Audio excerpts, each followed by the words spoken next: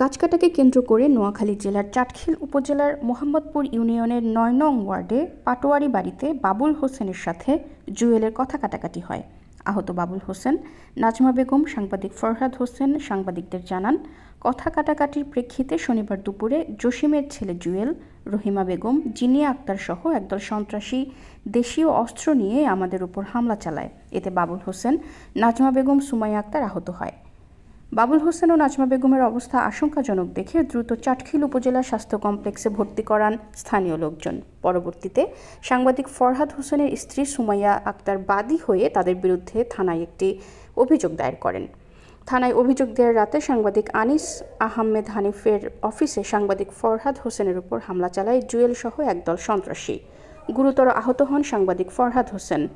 সাংবাদিক ফরহাদ হোসেনের অবস্থা আশঙ্কাজনক দেখে দ্রুত সাংবাদিক হানিফ ও এসআই মহিউদ্দিন নাইম সহ চাটখিল উপজেলা স্বাস্থ্য কমপ্লেক্সে নিয়ে যাওয়া হয়।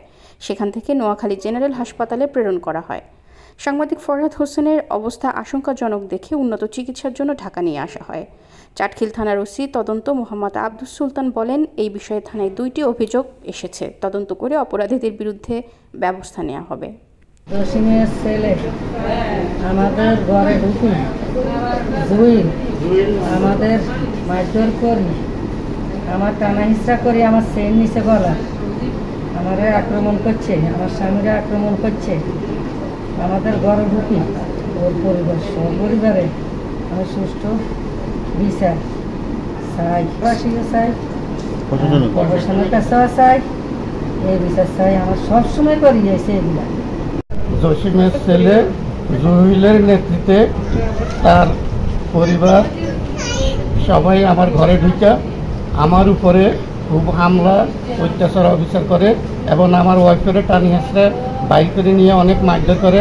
লাস্টে আমারও অনেক মারধর করছে। আমার এলাকার কিছু লোক আসে আমাকে পরে হাসপাতাল আনি ভর্তি করেছে এবং আমি প্রশাসনের কাছে সূক্ষ্ম বিচার চাই, যেমন আমার বিচারটা যেন করে সূক্ষ্মভাবে, আমি যেন এই বিচারটা ভাইয়া শান্তি পাই, আমার বিচারটা যেন সূক্ষ্মভাবে করে দেয়।